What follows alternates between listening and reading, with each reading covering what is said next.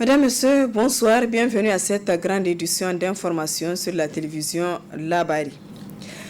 Un véhicule, une dizaine de portables, 150 000 comprimés de tramadol et 119 briques de cannabis. C'est la moisson présentée ce matin à l'Office central de répression du trafic illicite Octrice. Une saisie faite auprès de deux grands réseaux de trafic à haut risque démantelés à Niamey et dans la région de Dossou. Le compte-rendu de Ismaël Moumouni et Chebou Guissou. Un véhicule, une dizaine de téléphones portables, 150 000 comprimés de tramadol de 250 mg de marque Royal et 119 briques de cannabis, c'est la moisson présentée par l'Office central de répression du trafic illicite Octrice. Cette cargaison a été saisie auprès de deux grands réseaux de trafic à haut risque démantelés à Niamey et dans la région de Dosso. Pour le premier réseau, après plusieurs jours d'investigation, l'Office central de répression du trafic illicite de stupéfiants interpelle le 13 janvier 2021 au quartier aéroport de Niamey un individu de nationalité nigérienne en possession de 119 briques de cannabis d'un poids de 98 kg 455. Pour le second réseau, l'exploitation et le recoupement de plusieurs informations concordantes ont permis à l'Office central d'interpeller dans la nuit du 22 au 23 janvier 2021, après 8 semaines d'investigation à Niamey et à Dosso, 4 individus de nationalité nigérienne et de saisir 150 000 comprimés de tramadol 250 mg de marque Royal en provenance du Bénin dans un village situé à 3 km de Dosso. Les opérations ont également permis de saisir un véhicule et une dizaine de téléphones portables. Le tramadol saisi, dont la valeur marchande s'élève à plus de 150 millions de francs CFA, est destiné à l'exportation vers certains pays arabes. Le parquet a tenu à galvaniser ses agents pour les efforts multiples qu'ils cessent de déployer dans l'intérêt de la nation à travers le démantèlement des trafiquants. Chaque fois qu'ils font ces genres de prises, le parquet vient pour les applaudir et les encourager. Ce qui est encore plus dangereux aujourd'hui, la drogue que nous vous présentons n'est pas celle que nous avons l'habitude de vous présenter. Le dosage a été augmenté.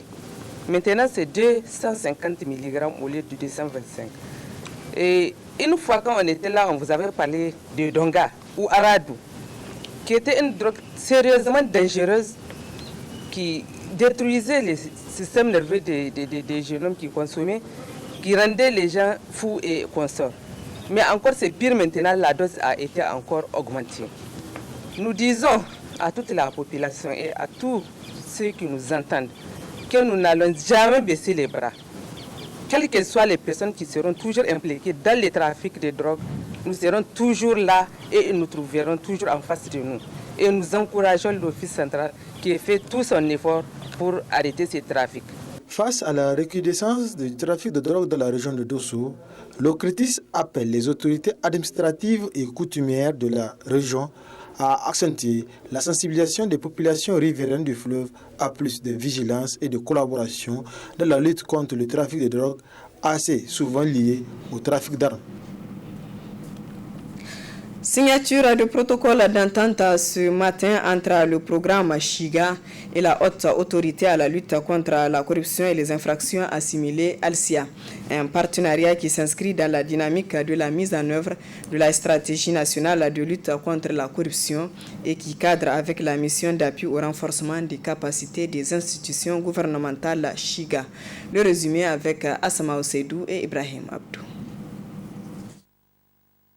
Le programme Sahel Human Voice in Governance Activity Chiga et la haute autorité de lutte contre la corruption et les infractions assimilées Halsia décident de travailler en synergie pour apporter des solutions qu'il faut aux problèmes de la gouvernance au Niger en associant la société civile et les médias. La signature de ce protocole d'entente vient ainsi concrétiser cette volonté. Ce protocole d'entente vise à apporter des solutions appropriées aux problèmes multiples de gouvernance avec l'aide de la société civile, y compris les médias, pour un meilleur plaidoyer visant à freiner la corruption et rendre les institutions de la République plus fortes et sensibles aux préoccupations et inspirations des citoyens. Les différentes actions et activités à identifier conjointement seront basées sur les priorités essentielles de nos deux structures et en tenant compte des ressources et du temps limité pour les réaliser. J'ai bon espoir que ces actions seront mises en œuvre avec engagement et responsabilité. Occasion saisie pour la directrice pays de Chiga de rappeler leur domaine d'intervention. L'objectif de Chiga consiste à appuyer les politiques publiques de développement économique et social pour le renforcement des capacités des institutions étatiques et des structures de la société civile et la création des espaces de dialogue constructif. Cet objectif est conçu en 3 volets. Volet 1, fournir une assistance technique aux organisations de la société civile qui vise à renforcer leur capacité à plaider en faveur des changements positifs.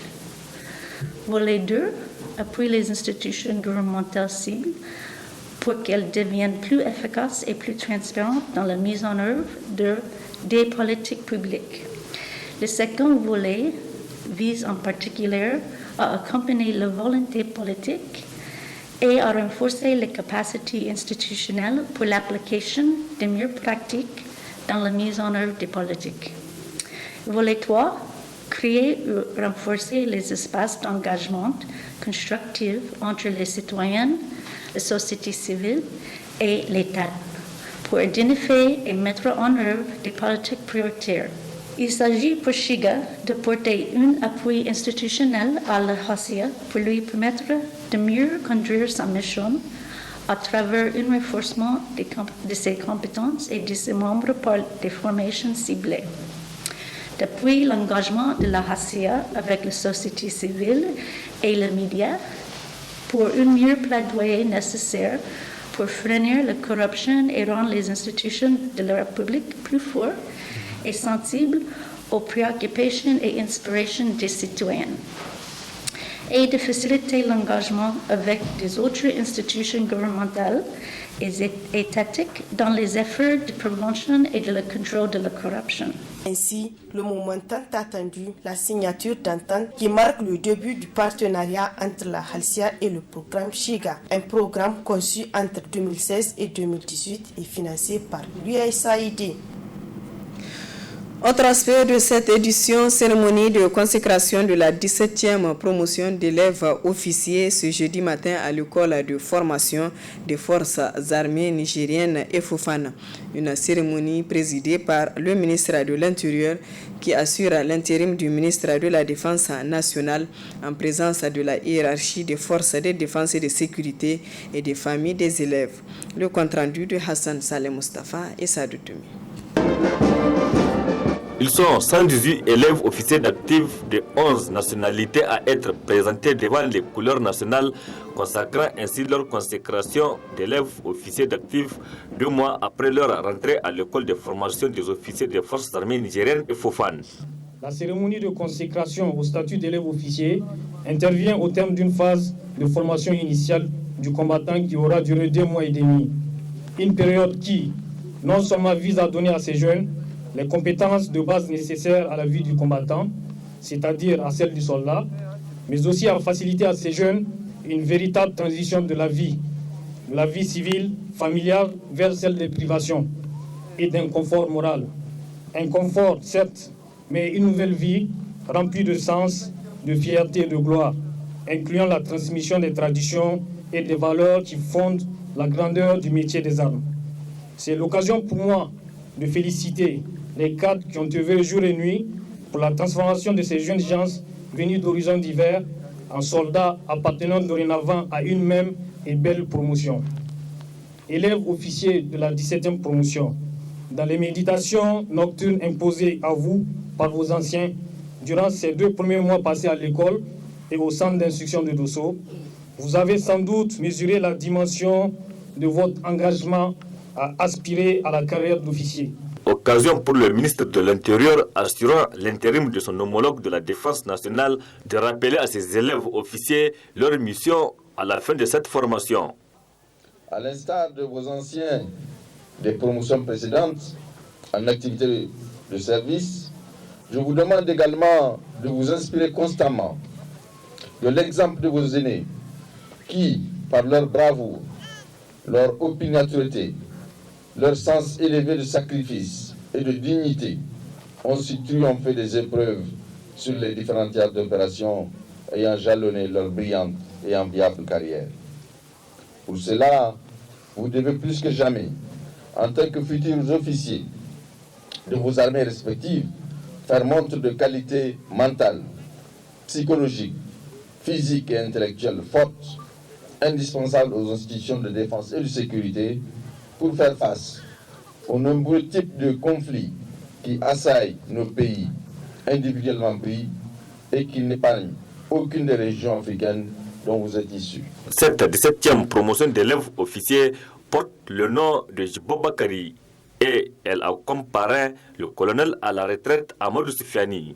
Outre la formation des élèves officiers, Fofane assure la formation des officiers des forces armées nigériennes, la formation des officiers d'actifs qui assurent l'encadrement des forces armées et de sécurité nationale et étrangère, la formation des collatéraux et celle des officiers en cours de carrière.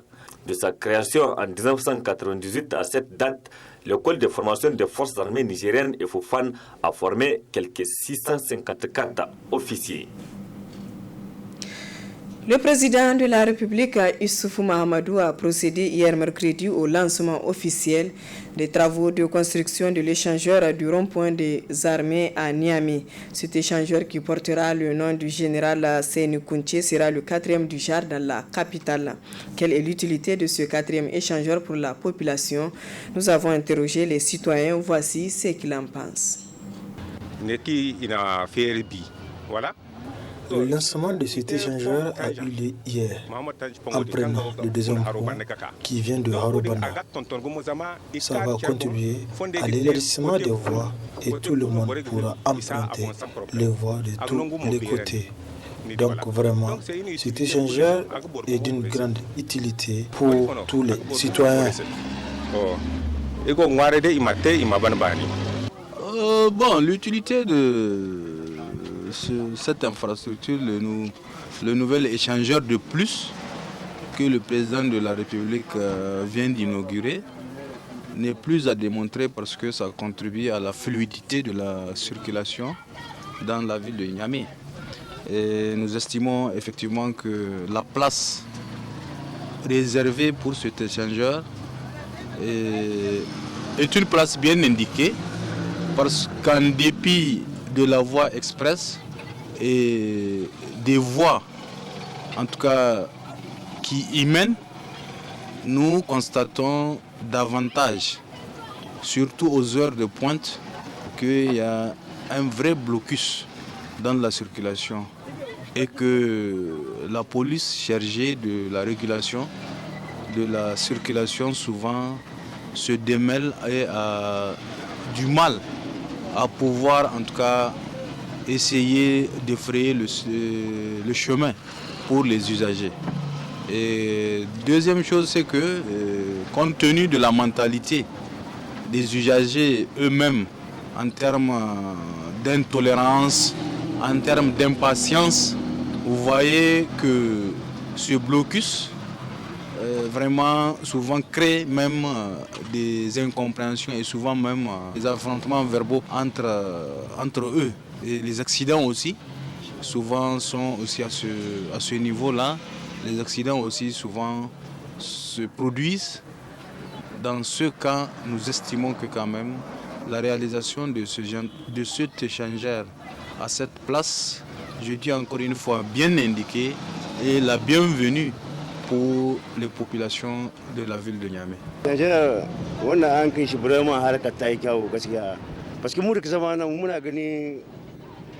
Cet échangeur est vraiment une bonne chose parce que nous, qui sommes tous les jours ici, nous sommes témoins des calvaires des usagers du fait de l'embouteillage, surtout aux heures de pointe.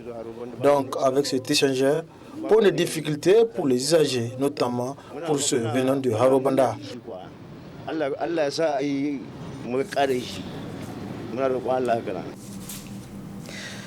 Voilà, mesdames, messieurs, ici prend fin ce journal. Merci à vous de l'avoir suivi et excellente soirée en compagnie du programme de la télévision Labari.